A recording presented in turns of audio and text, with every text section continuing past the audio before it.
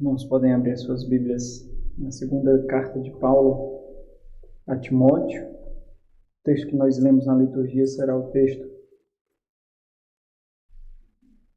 base da exposição de hoje. Nós vamos lê-lo mais uma vez e depois fazer mais uma oração.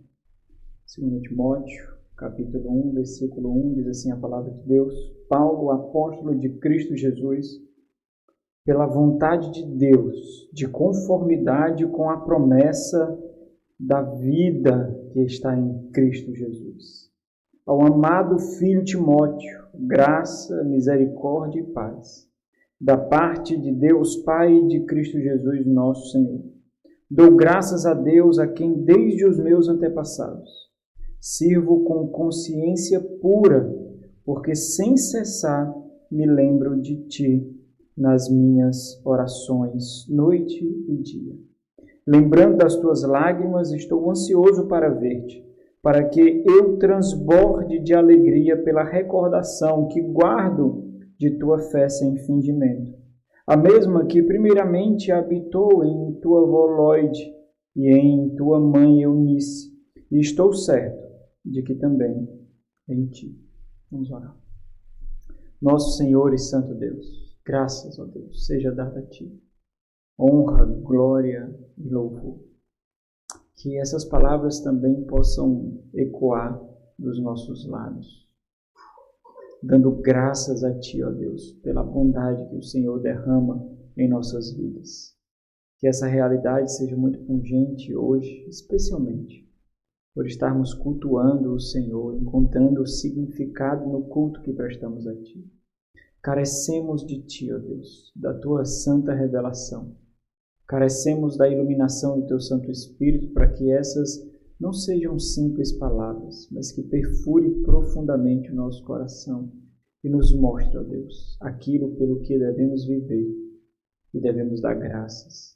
Em nome de Jesus, ó Deus, faz as Tuas maravilhas e Tu mesmo, ó Pai, pelo Teu poder e bondade, aplica a Tua palavra em cada um aqui presente hoje, pela graça conquistada para nós por Cristo Jesus, nosso Senhor.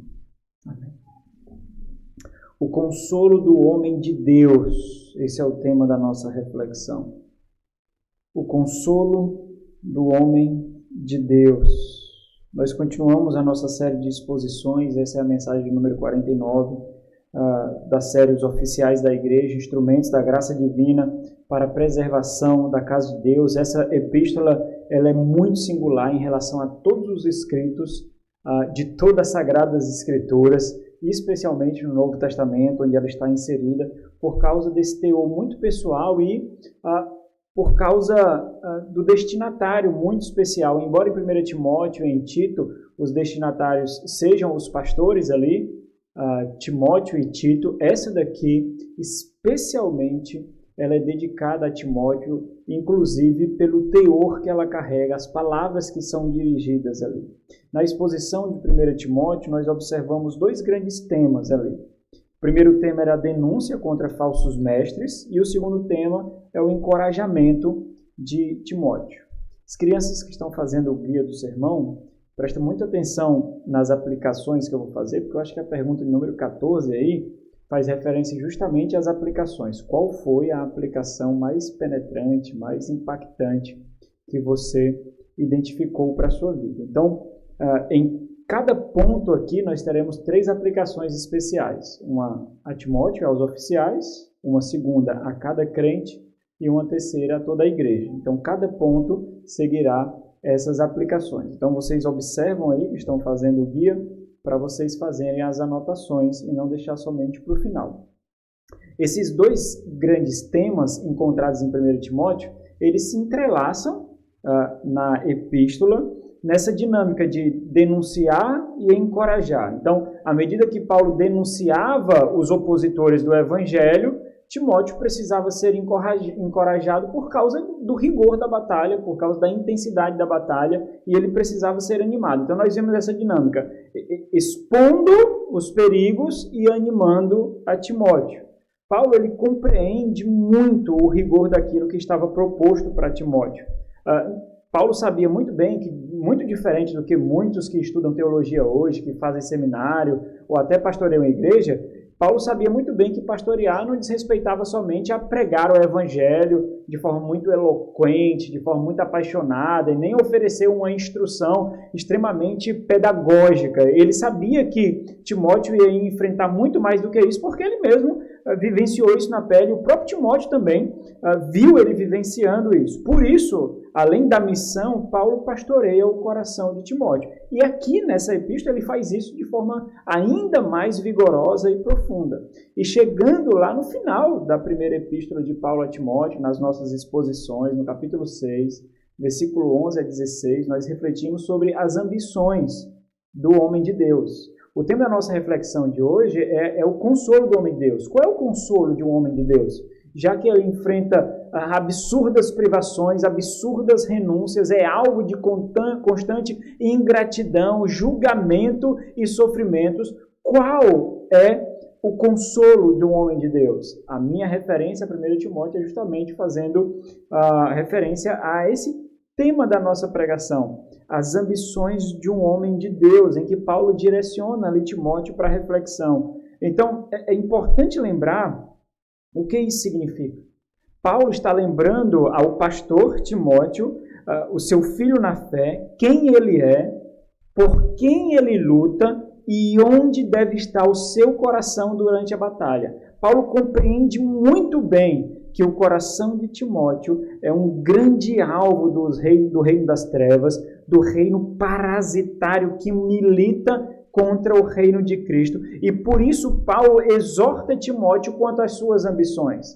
Ele não poderia ambicionar aquilo que os crentes naturalmente ambicionam, aquilo que normalmente as pessoas comuns ambicionam, porque se ele ambicionasse isso e as suas ambições seriam frustradas e então ele seria desanimado. Então Paulo exorta quanto às suas ambições, não apesar da batalha, não fora da batalha, mas na batalha ali. Então nós vimos algumas. As ambições do homem de Deus não residem nesse mundo. A segunda é que essas ambições elas devem exibir o caráter de Cristo.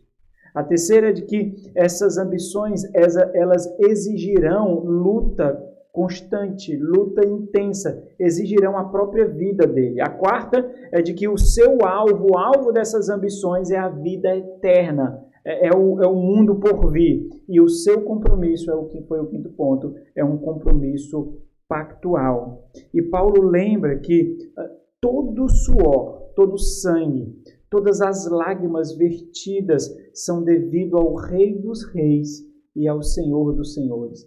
Não é simplesmente pela igreja que ele luta, não é por cada crente que ele luta, não é nem por ele mesmo, obviamente, mas é pelo Rei dos Reis, o Senhor dos Exércitos.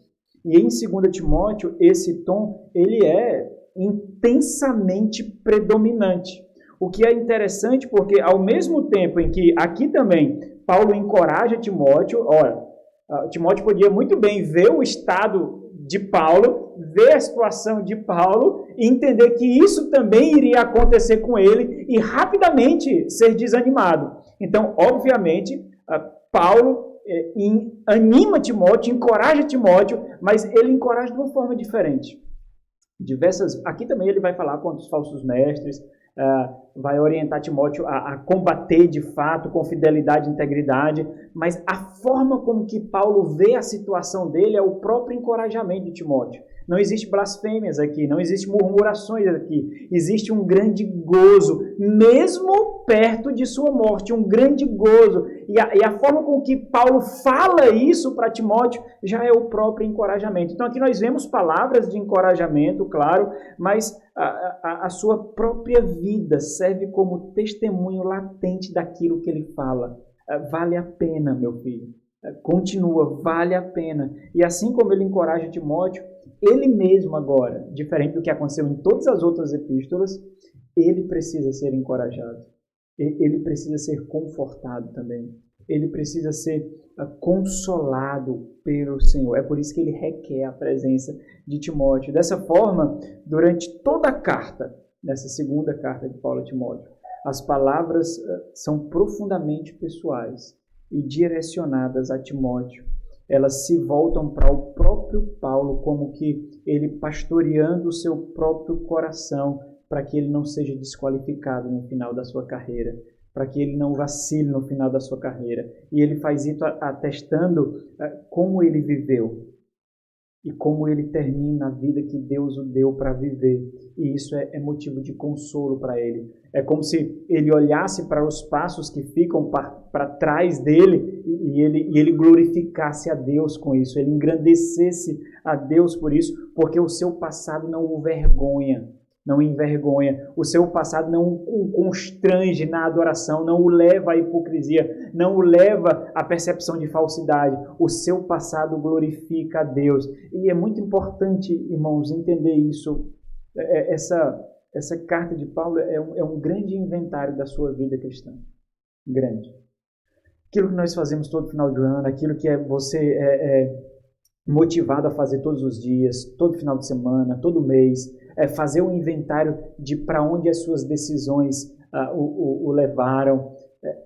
Paulo olha e percebe que cada decisão que ele tomou foi como um tijolo construindo uma edificação. E essa edificação não tem o rosto dele, não aparece a imagem dele. É um tributo de exaltação a Deus.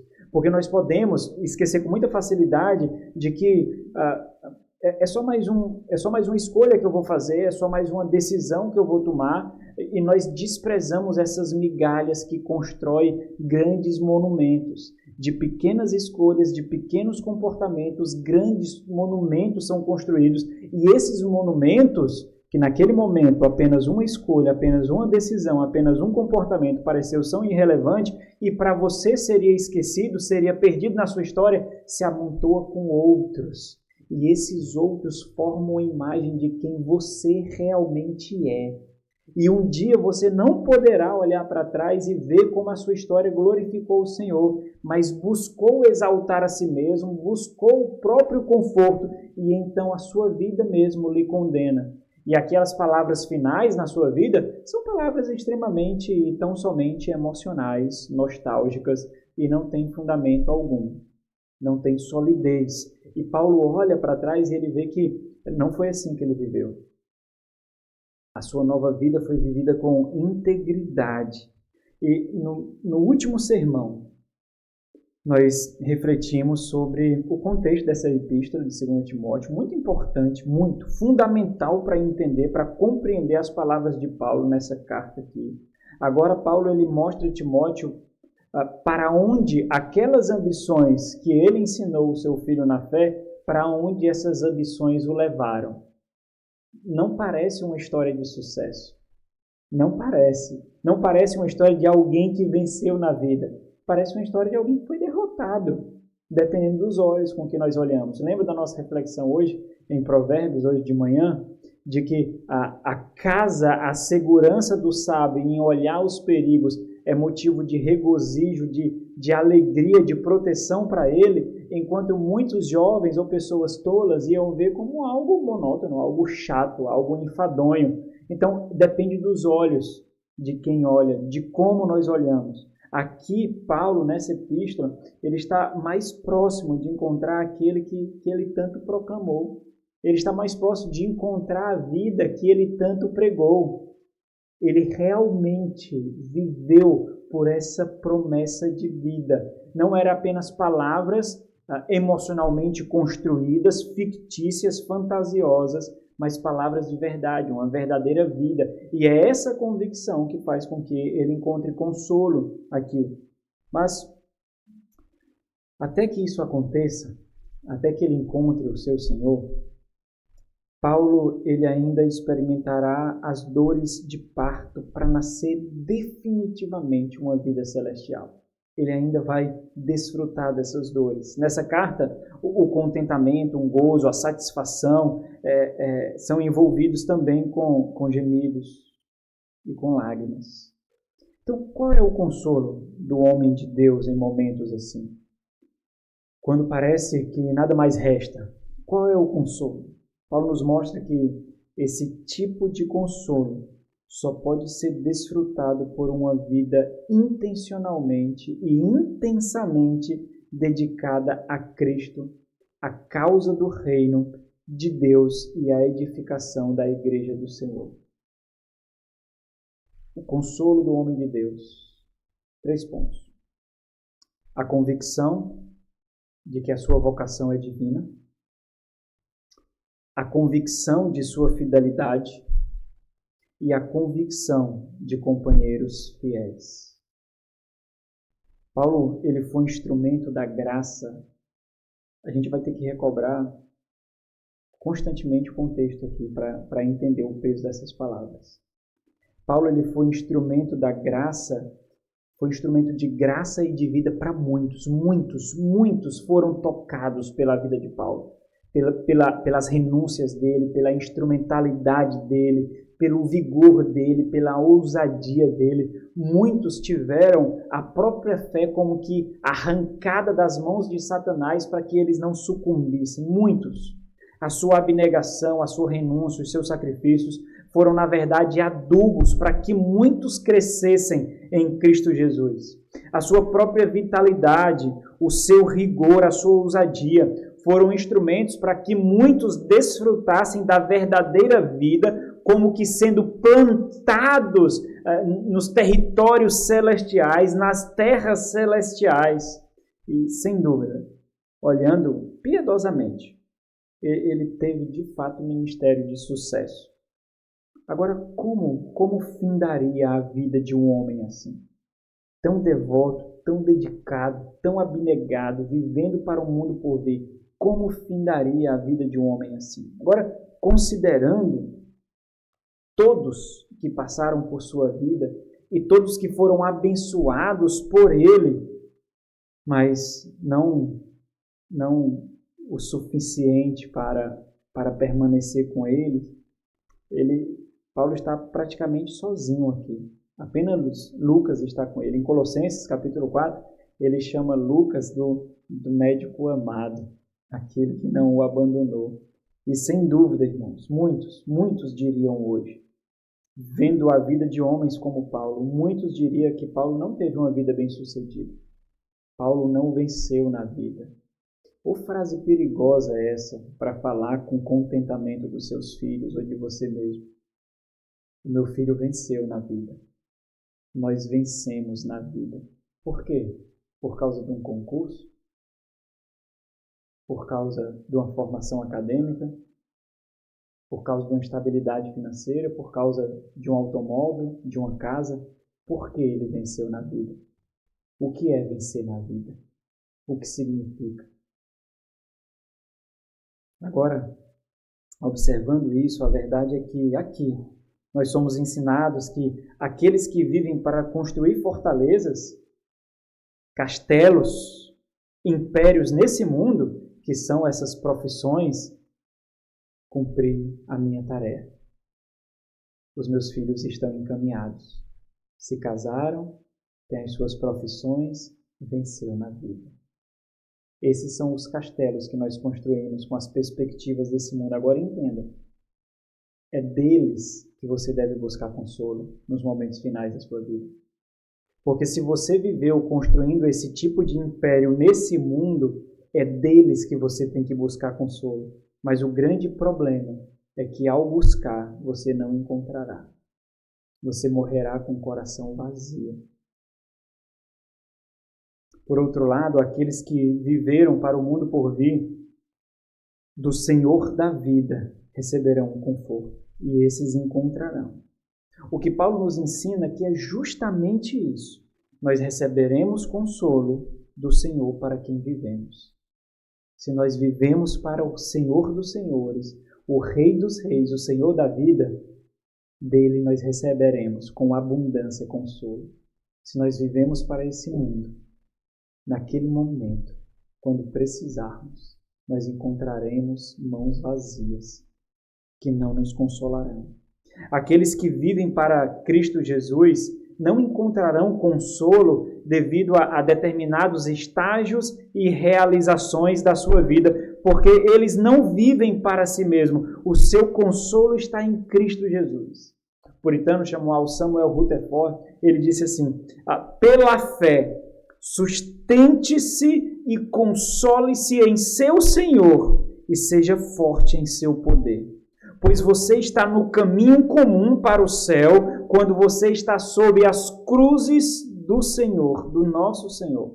Você tem razão para se alegrar com isso, mais do que com uma coroa de ouro. E regozije-se e alegre-se em suportar as injúrias de Cristo. Isso é vencer na vida. Qual é o consolo do homem de Deus? E é importante, por isso que eu fiz questão de trazer algumas aplicações muito específicas aqui, porque é importante não perder o objetivo aqui. Paulo está falando para um pastor aqui. É um pastor falando para um pastor. Essa é a aplicação primária. Esse é o primeiro nível de aplicação. É um pastor falando para um pastor.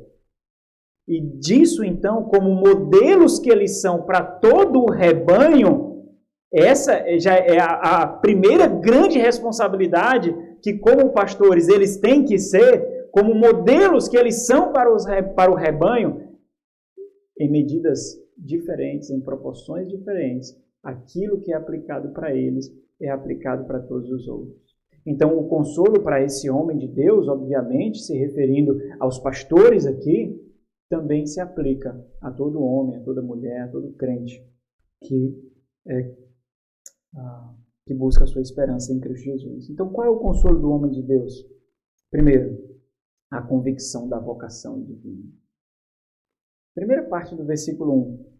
Paulo, apóstolo de Cristo Jesus, pela vontade de Deus. Quando nós observamos a saudação de Paulo nas três epístolas pastorais, primeira carta de Paulo a Timóteo, Tito, segunda carta de Paulo a Timóteo, especialmente observando a primeira carta e a segunda carta de Paulo a Timóteo, nós vemos que elas são muito semelhantes. E um dos detalhes que as diferenciam é justamente a razão do apostolado de Paulo, da autoridade apostólica de Paulo. Aqui não é pelo mandato de Deus. Aqui Paulo ele é ainda mais emotivo, como ele é em toda carta.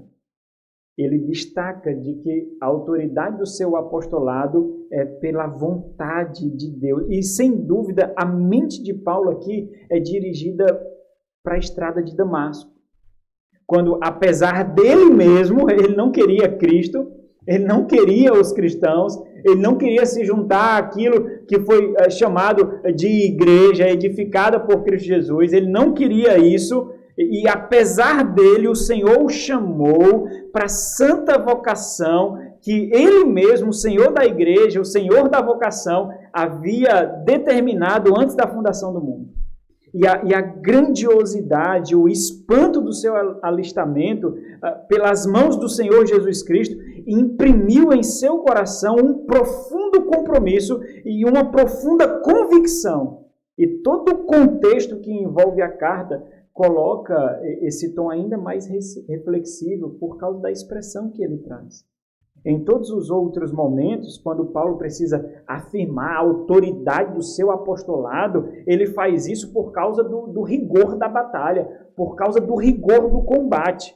Por exemplo, quando ele diz aos Gálatas, Paulo, apóstolo, não da parte de homens, nem por intermédio de homem algum, mas por Jesus Cristo e por Deus Pai, que o ressuscitou dentre os mortos. Quando Paulo faz isso, ele está mostrando o rigor da batalha ali, e ele não pode permitir, por exemplo, que a autoridade apostólica dele seja defeituosa, se coloque como enferma, para que a sua mensagem perca o poder, perca a autoridade. Mas aqui o tom é outro. O tom aqui é diferente. Paulo agora, e essa não é a última questão, mas ele faz questão de destacar que a vida dele é marcada pela vontade de Deus. Ele viveu o seu comissionamento, ele viveu a sua vocação, ele viveu o seu chamado de tal forma, com a plena convicção de que fazendo isso, ele o fez por causa da vontade de Deus. E por isso ele está onde está. E isso é a fonte do seu consolo. Quando nós fazemos escolhas sem convicções, nós nos arrependemos delas, porque nós não contabilizamos o resultado das nossas escolhas. Quando nós fazemos escolhas na mais profunda convicção, nós já contabilizamos todos os prós, todos os contras, todas as consequências, todos os danos e todos os benefícios. Isso faz com que nós não murmuremos, não blasfememos, porque nós sabíamos o que estava esperado. Paulo sabia o que estava esperado para ele. Paulo sabia que seria o maior gozo da sua vida ter o seu sangue drenado pela causa de Cristo Jesus. Ele não foi um emocionalista que levantou a mão aceitando Cristo Jesus no culto. Ele entendeu muito bem o que foi a sua vocação, o seu chamado. Agora, se você aplicar isso de forma muito simples na vida de cada um, será que você pode dizer isso do trabalho que você exerce? Você pode dizer isso dos seus estudos? Você pode dizer realmente que a vocação para ser a profissão que você faz, para fazer o que você faz, para ser uma mãe, para ser uma dona de casa, para ser qualquer tipo de profissional, para ser um estudante, você realmente pode dizer que fez a vontade de Deus para aquilo que o chamou? Ou não? Você não vê o dia terminar para chegar em casa. Você não entende como aquele trabalho glorifica ao Senhor porque você só faz pelo dinheiro. Ou pelo concurso que você quer tanto fazer. Por quais motivos? Pela vocação? Não. Por causa das férias que tem, por causa da baixa carga horária de trabalho, por causa da estabilidade financeira, por causa do salário. Por que é? Isso é muito importante, porque você não poderá dizer que fez a vontade de Deus para a vocação para a qual foi chamado. Você não poderá dizer. Não poderá de forma alguma. E no final das contas, você sabe disso. O grande tom de Paulo aqui é de regozijo, irmãos. E esse é o consolo dele, de alegria, regozijo, contentamento, porque ele sabe que não fez a sua vontade, ele fez a vontade de Deus. E na concepção atual de muitos, a vontade de Deus nunca nos levará ao sofrimento, nunca nos levará à escassez, nunca nos levará à privação, nunca nos levará à dor. Mas nós nos esquecemos que existem muitas formas de glorificar a Deus que vai muito além da nossa compreensão, vai muito além da nossa aceitação. Então, compreenda algo aqui mas muito importante. É a profunda convicção de que todo o labor do exercício do seu ministério, inclusive o levando para onde ele está agora, de que foi apenas o perfeito estabelecimento da vontade de Deus que o consola. Não são as circunstâncias. Não é porque ele está numa casa de praia, não é porque ele está numa cama confortável. O seu consolo não é a sua saúde, não são os seus bens. O seu consolo é apesar das circunstâncias, porque ele sabe que fez a vontade de Deus. E sem dúvida, é dessa convicção que vem todo o rigor de Paulo, toda a ousadia dele. Observe o ministério de Paulo, a ousadia, a intrepidez, a coragem, a garra, o vigor. De onde veio isso? Senão do seu profundo senso de convicção. Então entendam, isso, irmãos, muda tudo, especialmente os sons e as cores do sofrimento, porque deles não sai blasfêmia, não sai murmuração, sai brados de glória, sai brados de louvor. Foi uma vida intensamente dedicada a Deus que o trouxe até onde ele está. E ele não desejaria ter seguido outra estrada e estar em outro lugar, senão no centro da vontade do seu Deus. Então, as 3 primeiras aplicações específicas aqui. A primeira aplicação, obviamente, vai para Timóteo e todos os oficiais que Timóteo representa. A segunda vai para cada crente. E a terceira vai primeiro para a igreja de Éfeso e todas as igrejas que a igreja de Éfeso representa. Então, primeiro, para Timóteo e os oficiais. Assim como Paulo, Timóteo também recebeu a sua vocação do Senhor através da autoridade do ministério do apóstolo Paulo. Agora, Paulo o lembra, e com ele todos os oficiais, da profunda satisfação de se gastar para ser ilustração viva do cumprimento da vontade de Deus. Portanto, tenham certeza de que sua vocação é divina e viva por isso. Vivam por isso. Isso significa não acumular benefícios pessoais para si, mas acumular brados de glória para o Senhor que o comissionou. A cada crente agora, muitas convicções podem mover a sua vida e muitos benefícios serão desfrutados dessas convicções nesse mundo, mas apenas uma lhe dará o verdadeiro consolo quando nada mais importar. Naquele momento, não importa a sua erudição, não importa o quanto você é culto, não importa o quantos títulos acadêmicos você tem, não importa o quanto recurso financeiro que você tem. Naquele dia, quando nada mais importar, é só a profunda convicção de que você viveu no centro da vontade de Deus que será o seu consolo. A real convicção de que você viveu para cumprir a vontade de Deus e não buscando benefício próprio.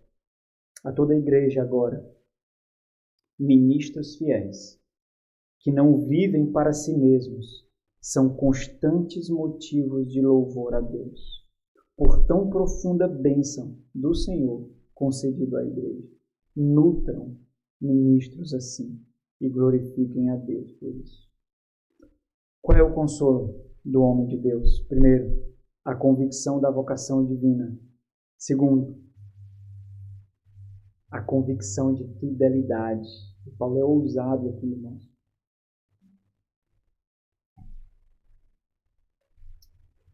Segunda parte do primeiro versículo e a primeira parte do terceiro versículo. De conformidade, ele viveu, o seu ministério foi de conformidade com a promessa da vida que está em Cristo Jesus. Versículo 3. Dou graças a Deus, a quem, desde os meus antepassados, sirvo com consciência pura. Observe o que Paulo está fazendo aqui. Ele está oferecendo as suas palavras finais, quando nada mais importa, as suas palavras finais, logo na saudação a Timóteo, fazendo o inventário de sua vocação, da sua vida e do seu apostolado. Na primeira declaração que nós vimos, Paulo recordou a origem da sua vocação ao que ele dedicou, a nova vida que ele recebeu. E nessa segunda declaração, Paulo ele recorda o propósito para o qual ele foi chamado. E assim ele o fez, em profunda fidelidade ao Senhor. Sua vocação foi de conformidade com a promessa da vida que está em Cristo Jesus. Então entendam aqui, com a profunda convicção de propósito da nova vida que ele teve em Cristo Jesus. Paulo está à beira da morte, mas ele afirma ousadamente que viveu em conformidade com a promessa de vida. Para muitos irmãos, aí eu repito novamente o que eu falei, especialmente em nossos dias, Paulo deveria estar, por exemplo, de luto, enlutado. Deveria estar contabilizando as suas derrotas, as suas perdas. Olha o estado que ele se encontra. Ele viveu intensamente e ele viveu inúmeras e inúmeras renúncias. E isso levou ele para onde? Para o abandono, para o isolamento, para a morte. Ele é um mero preso sobre as mãos do maior poder que existia, o Império Romano. Mas é justamente o oposto. Por olhar para si mesmo e o ver peregrinando a mesma estrada que Cristo andou, ele proclama com convicção que alcançou o objetivo, apontando justamente para aquele que o comissionou. Aquele que foi alcançado com a promessa de vida em Cristo Jesus, ele viveu justamente para proclamar essa mesma promessa de vida. E o que Paulo afirma é que foi fiel à proclamação de vida em Cristo Jesus, não pregando a vida por meio da observância da lei, como inclusive faziam os seus opositores, Aqueles falsos mestres que estavam, por exemplo, açoitando a igreja onde Timóteo estava pastoreando, a igreja de Éfeso, mas ele proclamou a vida no Evangelho, a vida no Evangelho de Cristo Jesus. E mesmo na antessala da morte, e isso é emblemático, irmãos, mesmo perto de desfrutar a morte, ele fala de vida, promessa de vida. Ele está vendo a morte batendo a porta da sua vida, que está sendo ceifada, e ele fala de promessa de vida. Entenda, Paulo não está esperando ser solto aqui. Ele não espera ficar em liberdade para que, de forma egoísta, ele goze da sua velhice para ele mesmo, para a sua preguiça, para o seu conforto, uma vida inútil. Não, não. Se ele não é mais útil para o Senhor, então o Senhor pode tomar. A velhice pode ser uma idolatria perigosa, irmão. Uma idolatria perigosa a velhice pode ser. Quando velhos se lambuzam na sua preguiça, na sua inatividade, idolatrando a própria vida e não com a ambição de entregá-la a Cristo Jesus. Para que viver, então? Para que viver? De forma egoísta e idólatra. Essa não é a perspectiva de Paulo. Não é. O ponto de Paulo é de que aquilo que ele espera, daqui a pouco ele verá. Mesmo na antessala da morte aqui, naquele instante, a sua profunda convicção é essa. A vida em Cristo não diz respeito à qualidade dela desfrutada, mas à plenitude prometida no porvir. É isso que é vida. A plenitude de vida em Cristo nunca será desfrutada nesse mundo que se corrompe. Nunca, nunca. E Paulo ele tem a profunda convicção disso. Não é simplesmente como que nós cantamos emocionalmente, de forma até enfadonha, de forma até morta. Nós cantamos sem a mínima percepção disso. Não é isso, não.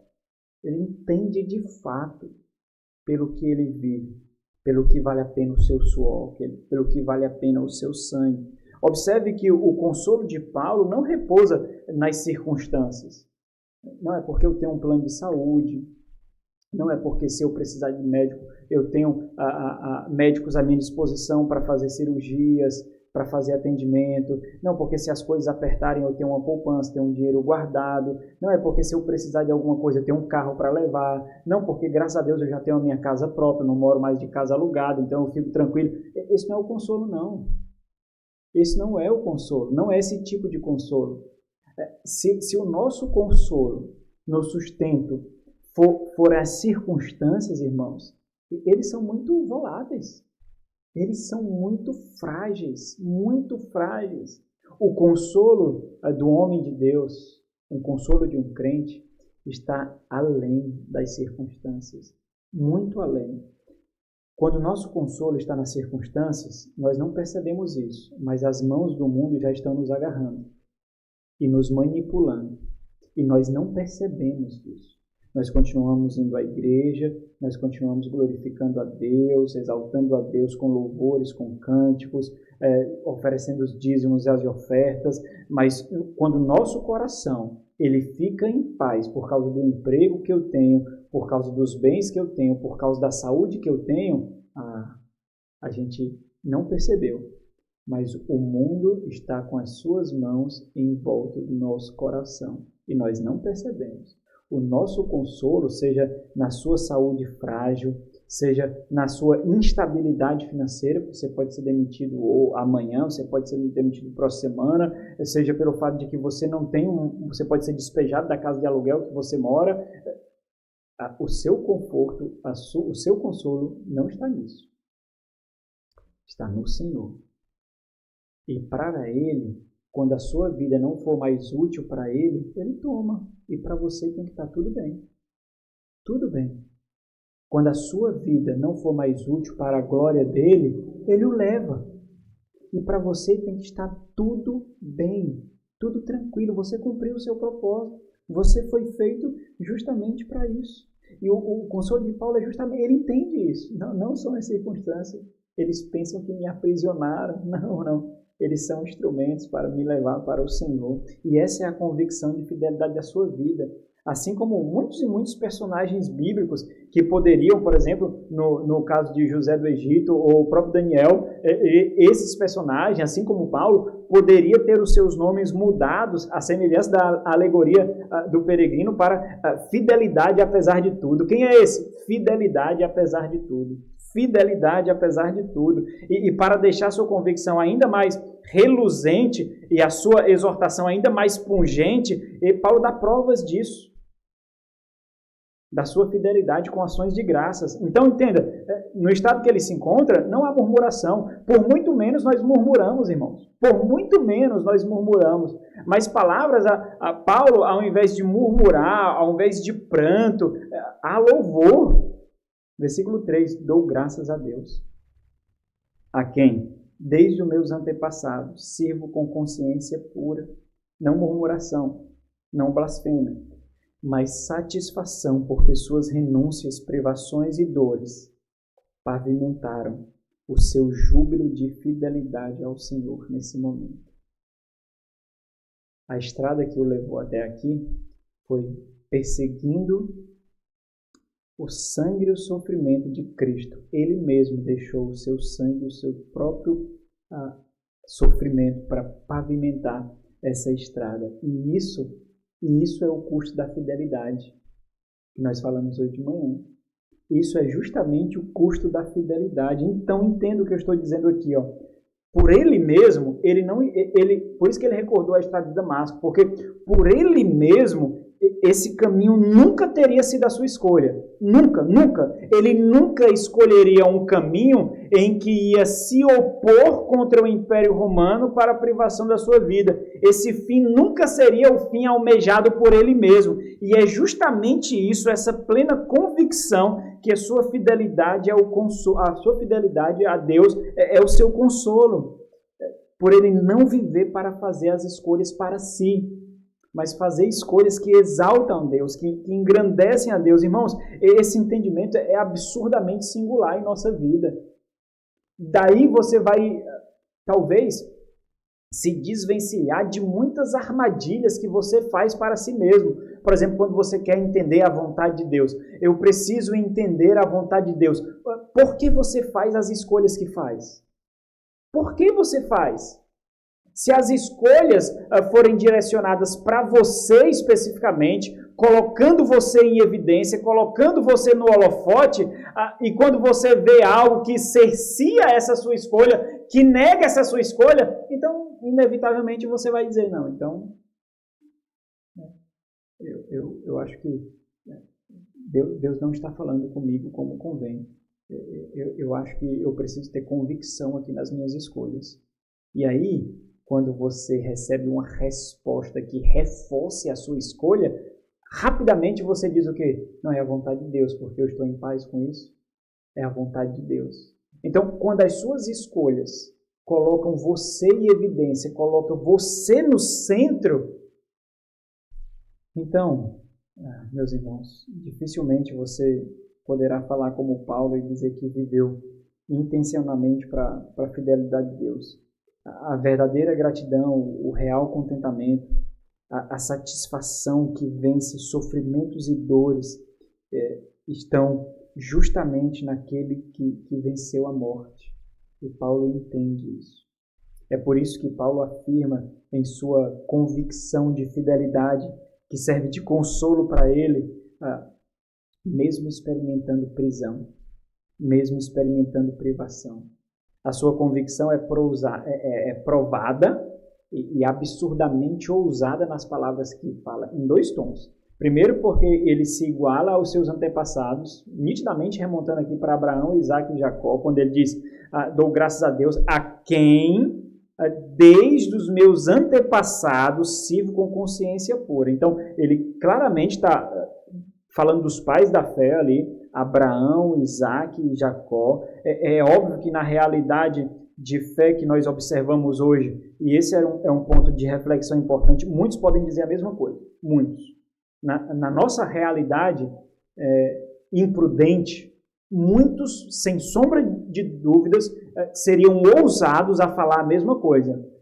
Eu sirvo como os antepassados bíblicos. Eu creio em Deus como os antepassados, como os santos do passado. Muitos poderiam dizer hoje, mesmo que baseados no puro emocionalismo aqui. Agora, o grande ponto da questão é porque ele bota a sua própria consciência a testemunhar por ele. Que pode ser uma testemunha de acusação ou de defesa.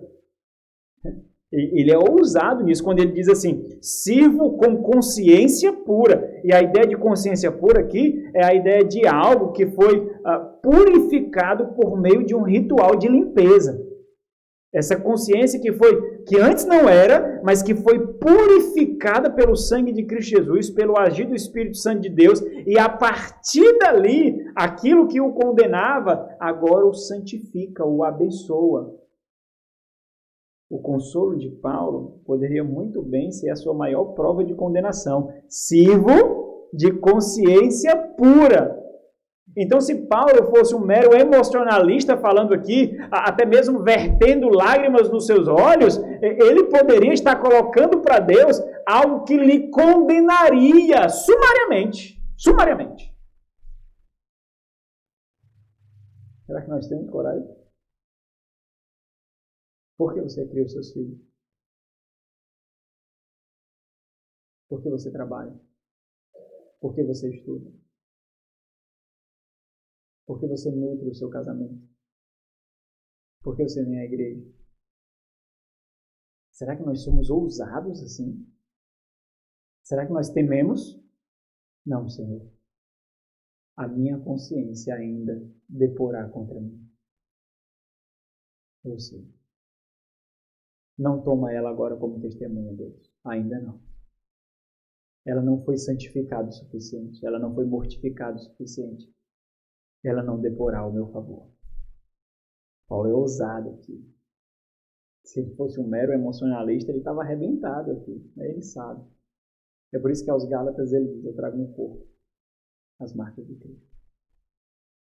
E ele citou essas marcas algumas vezes, quando ele falou dos açoites, do naufrágio, do apedrejamento. Ele citou algumas vezes. Mas tem muitas outras insígnias de honra em que Paulo não fez referência. Insígnias de honra, pérolas na vida de um homem de Deus, na vida de um cristão, pérolas. Então entenda aqui, cada passo, o que é que Paulo está colocando aqui? Cada passo que ele deu, cada palavra que saiu da sua boca, estão sendo colocados por ele diante do tribunal de Cristo. Toma como testemunho, Senhor, a minha consciência que é pura. Pura. Então não adianta também você ser piegas, não. Que é isso? Eu sou um pobre pecador desgraçado. Eu sou um arruinado. Não adianta, não. Não adianta, não. Não é o momento. Não é o momento aqui. Paulo está falando com aquele que conhece corações. Aquele que penetra mentes. Paulo está falando com ele, não de homens. Por isso que a posição de Paulo aqui é de joelho, deu graças. Cada sermão de Paulo, cada discipulado, cada aconselhamento, cada exortação, Paulo está colocando diante do tribunal do Senhor dos senhores, do juiz dos juízes.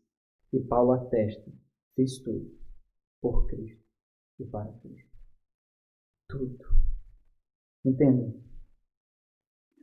Você não precisa ser um oficial da igreja para falar isso. Você não precisa ser um pastor de tempo integral. Você não precisa ser um missionário. Mas de qualquer forma, você precisa atestar ousadamente a mesma afirmação de Paulo. Sirvo com consciência pura. Isso você precisa. Na vida que Deus lhe deu para viver. Na esfera de atuação que Deus lhe deu para exercer a sua fé. Isso você precisa. Ousadamente. As 3 aplicações agora. Aos oficiais, aos crentes e à igreja. Primeiro a Timóteo e aos oficiais. Paulo diz, vivam sua vocação de tal forma que essas palavras sejam ousadamente afirmadas por suas vidas. servir o meu ministério com fidelidade e ousadia. E coloco a minha consciência como testemunho a meu favor. Dessa forma, independentemente de como forem os seus últimos dias de suas vidas, vocês serão consolados. Vocês encontrarão consolo. Cada crente, as mesmas palavras que são direcionadas aos oficiais são direcionadas a cada crente também. Todos vocês precisam viver as suas vidas de tal forma que essas palavras sejam muito tranquilas para vocês de serem proferidas. Mas existe uma mais específica para a igreja. Não seja motivo para que afirmações de convicção de fidelidade como essa, por parte dos seus oficiais, sejam ainda mais difíceis de serem proferidas. Que a igreja não seja motivo disso. Qual é o consolo do homem de Deus? Primeiro, a convicção da vocação divina. Segundo, a convicção de fidelidade. E por último, e talvez um dos mais pungentes aqui para a nossa realidade relacional, prática, a convicção de companheiros fiéis. É interessante como isso serve de consolo para ele. Paulo foi aquele que experimentou intimidade com Deus que não ousa falar. Conheço alguém que subiu ao terceiro céu, não ousa falar, e ele requer a presença de um companheiro fiel para ser instrumento de consolo. Versículo 2 diz assim: ao amado filho Timóteo, graça, misericórdia e paz da parte de Deus Pai e de Cristo Jesus, nosso Senhor. Segunda parte do versículo 3: porque sem cessar me lembro de ti nas minhas orações, noite e dia. Lembrando das tuas lágrimas, estou ansioso para ver-te, para que eu transborde de alegria pela recordação que guardo da tua fé sem fingimento. A mesma que primeiramente habitou em tua avó Lóide e em tua mãe Eunice, estou certo de que também habita, em ti. Meus amados irmãos, esse trecho é um dos trechos raros de nós encontrarmos nas Sagradas Escrituras. Nós encontramos pontualmente em outras porções das cartas de Paulo, mas nós encontramos profundamente nas epístolas pastorais e de forma ainda mais especial, abundantemente, nessa carta aqui. Embora Paulo ele não use a presente correspondência somente para encorajar, animar e fortalecer o jovem pastor, ele faz isso também, mas tudo aqui é envolvido pela fidelidade piedosa da amizade com Timóteo. Aqui, a cumplicidade, o companheirismo de Timóteo funciona para Paulo como mãos consoladoras de Deus. É isso? Ele não espiritualiza a necessidade de consolo. Ele entende como Deus, por meio de instrumentos pecadores, consola outros pecadores. E é muito importante lembrar quantos passaram por sua vida, quantos passaram pelo seu ministério. E independente daquilo que eles viveram através do relacionamento de Paulo e do ministério de Paulo, isso não foi suficiente para criar raízes fincadas nos céus, que faria com que eles não o abandonassem, porque eles simplesmente abandonaram. E esse contexto ele é muito significativo para nós compreendermos as palavras de Paulo aqui, quando ele diz, por exemplo, ao amado filho Timóteo. A forma como que Paulo se dirige aqui é muito diferente da primeira carta a Timóteo, da carta que ele escreve a Tito. Paulo usa aqui um termo extremamente afetuoso, e justamente para preparar aquilo que vai ser o maior tom de toda a carta. Vai começar aqui no versículo 3, e aí ele vai continuar em todo momento, pontuando algumas denúncias, mas em todo momento com o mesmo tom afetuoso e pessoal direcionado para Timóteo. Então, essas palavras são muito diferentes das duras palavras proferidas para descrever outro. E quando a gente pega esse contraste em que Paulo cita outros nomes aqui, cita outros personagens, só que quando ele cita outros personagens, eles denunciam. Ele denuncia.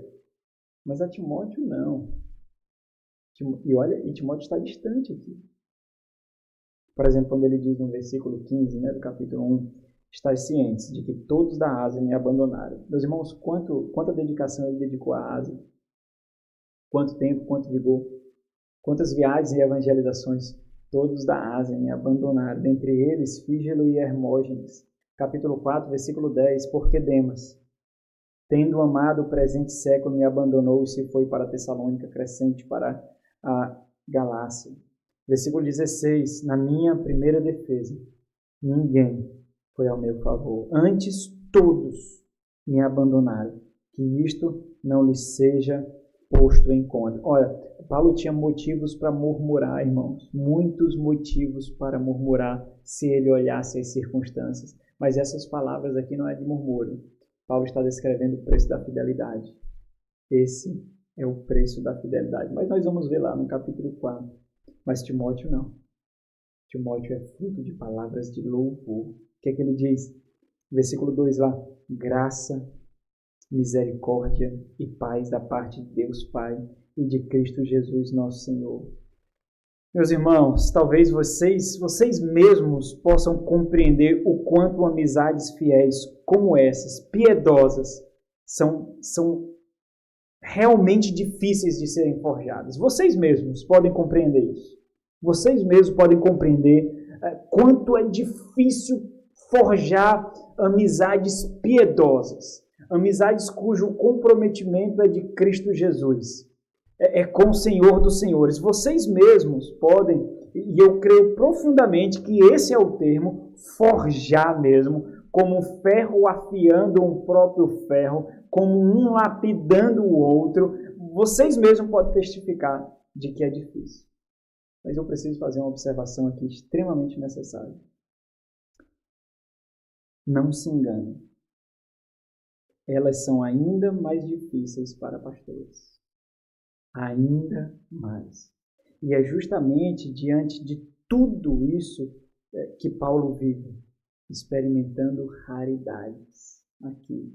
E ele sabe o preço disso. Isso o faz dobrar os joelhos. É o tom do versículo 3, quando ele diz, porque sem cessar me lembro de ti nas minhas orações, noite e dia. E é necessário uma nota de pesar aqui, irmãos. Uma nota de pesar também funcionando como uma aplicação muito, muito pontual, muito importante aqui.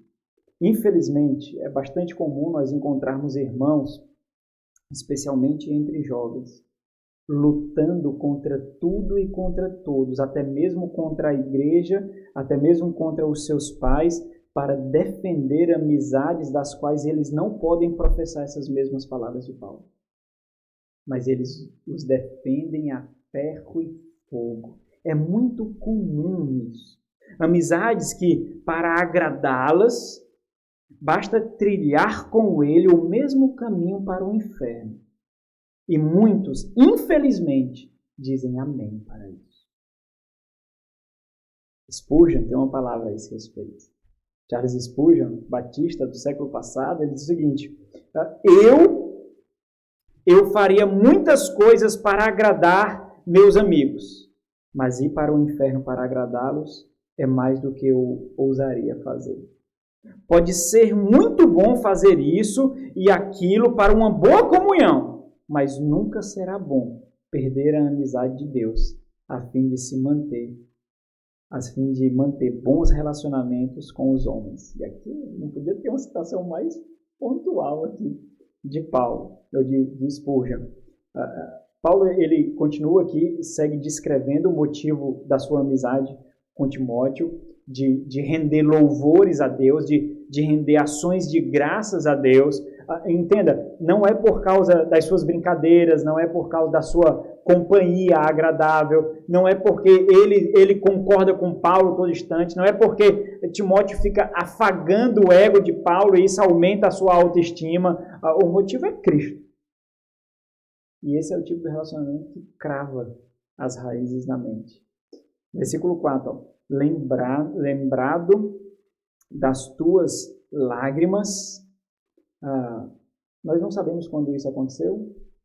Talvez na última partida de Paulo, a partida em que Paulo envia Timóteo, foi muito comovente e a despedida foi com lágrimas. Talvez aquilo que também está descrito em Atos capítulo 2. Nós não sabemos em que momento isso aconteceu, mas o fato é que houve essa comoção, lembrado das tuas lágrimas, e o termo que ele usa para falar dessa recordação do que ele lembra é muito importante, porque ele faz referência aqui a algo, não é algo que vem e volta à sua mente. Não é algo do que ele esquece aqui. Ele faz referência, irmãos, a algo que vem à sua mente involuntariamente. Ele não faz esforço para ter essa lembrança. Ele não cava no seu coração para ter essa lembrança. Não existe esforço da parte de Paulo para recordar, porque tudo que envolve essa amizade com Timóteo o envolveu espiritualmente também. E esse relacionamento marcou a sua vida como que cravando graça à sua alma. É algo que faz parte da mente de Paulo, da recordação piedosa de Paulo. Por isso que ele diz, estou ansioso para ver-te, para que eu transborde de alegria. E Paulo descreve o motivo dessa ansiedade, o desejo de considerar que Timóteo será um instrumento de consolo em sua vida nesse momento. No versículo 5, ele diz, pela recordação que guarda da tua fé sem fingimento. O motivo é a piedade, irmãos. A piedade. A mesma que primeiramente habitou em tua avó Lóide e em tua mãe Eunice. Nós conversamos muito sobre isso, por exemplo, nas mensagens lá do nosso retiro de carnaval. Mesmo que primeiramente habitou em tua avó Lóide e em tua mãe Eunice. E estou certo de que também em ti. Então observe o tipo de amizades consoladoras em tempos de aflição. Amizades que nos apontam para a eternidade com Cristo, em quem é possível ver o Senhor da vida, o Senhor da esperança. E aqui as nossas últimas aplicações. A Timóteo e aos oficiais, embora seja raro, é possível forjar amizades que nos consolem em tempos maus. Façam isso. Vocês realmente precisarão. Paulo sabe disso. E à medida que for difícil de forjar amizades assim, sejam vocês mesmos tais amizades. Para cada crente. Bom, as mesmas palavras que são direcionadas aos oficiais podem tranquilamente ser direcionadas a cada crente, mas existe um ainda mais específico. E essa é muito importante. Forjem amizades que lhes levem ao encontro com Cristo, não a morada no inferno. Não deixe existir outra condição para alguém ter acesso ao seu coração, a não ser o amor a Cristo Jesus. Essa deveria ser a única condição, a principal e única condição para você ter um relacionamento com qualquer pessoa, se de amizade e especialmente de um relacionamento mais profundo. Vocês realmente precisarão de amizades que os consolem, não que os condenem. Uma aplicação à igreja: não menospreze a realidade e o peso do isolamento de seus pastores. Não somente é possível, como é bastante comum, toda a igreja desenvolver profundos relacionamentos de amizade, enquanto seu pastor vive solitariamente com a sua família. Qual é o consolo de um homem de Deus? A convicção da vocação divina, a convicção de fidelidade, a convicção de companheiros fiéis. Meus irmãos, para a gente concluir, além de todas as aplicações que foram feitas aqui ao longo do sermão, e não foram poucas, eu quero fazer uma aplicação através de questionamento. Eu gostaria muito que vocês respondessem esse questionamento nos discipulados de vocês, no relacionamento do discipulado com vocês. Então anotem esse questionamento. Se você for realmente honesto, a sua resposta trará grande impacto para a sua vida. Se você for sincero, se você for honesto. A pergunta é a seguinte: Existem convicções em sua vida que lhe preparam para os seus momentos finais? Se os seus momentos finais começassem agora, você realmente estaria em paz com a vida que viveu? Com as suas convicções? Com as suas escolhas? Ou mais? Ou mais? Eu vou repetir e fazer a segunda parte da pergunta. Existem convicções em sua vida que lhe preparam para os momentos finais daqueles que você ama?